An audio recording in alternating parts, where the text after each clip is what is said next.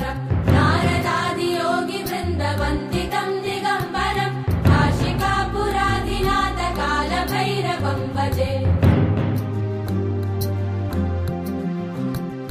भानुकोटिभास्वरं भवाब्धितारकं परं नीलकण्ठमीप्सितार्थदायकं त्रिलोचनं कालकालमम्बुजाक्षमक्षशूलमक्षरं काशिकापुराधिनाथकालभैरवं भजे।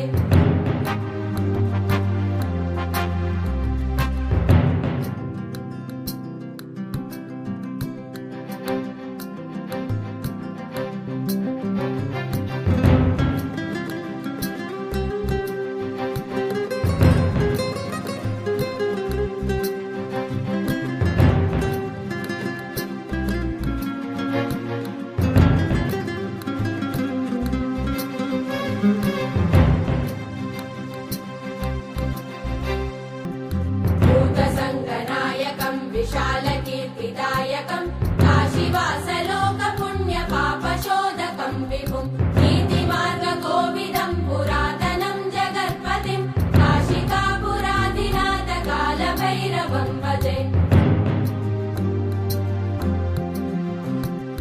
कालभैरवाष्टकं पठन्ति ये मनोहरं ज्ञानमुक्तिसाधनं विचित्रपुण्यवर्धनं शोकमोहनैन्यलोभकोपतापनाशनं ते प्रयान्ति कालभैरवाङ्घ्रिसन्निधिं ध्रुवं काशिकापुराधिनाथकालभैरवं भजे। काशिकापुराधिनाथकालभैरवं भजे। कालभैरवं भजे। कालभैरवं भजे।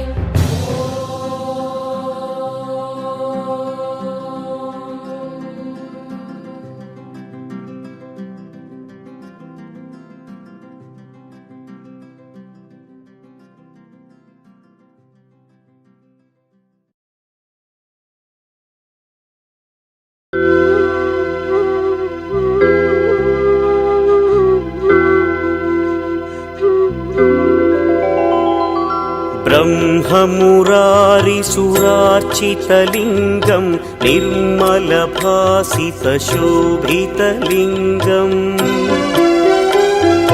जन्मजदुःखविनाशकलिङ्गं तत्प्रणमामि सदा शिवलिङ्गम्। देवमुनिप्रवरार्चितलिङ्गं कामदहन करुणाकरलिङ्गम् रावणदर्पविनाशकलिङ्गं तत्प्रणमामि सदा शिवलिङ्गम्।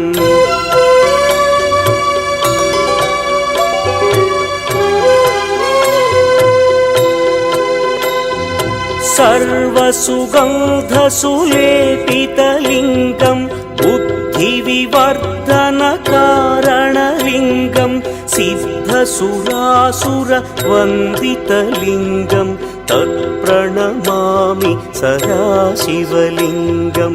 कनकमहामणिभूषितलिङ्गं मणिपतिवेष्टितशोभितलिङ्गम् दक्षसुयज्ञविनाशनलिङ्गं तत्प्रणमामि सदा शिवलिङ्गम्।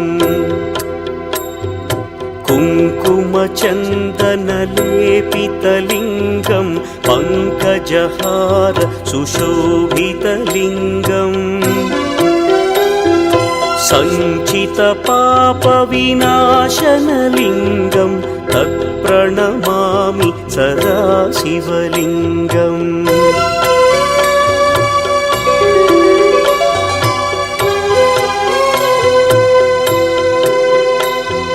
देवगणार्चितसेवितलिङ्गं भावैर्भक्तिभिरेव च लिङ्गं दिनकरकोटिप्रभाकरलिङ्गं तत्प्रणमामि सदा शिवलिङ्गं।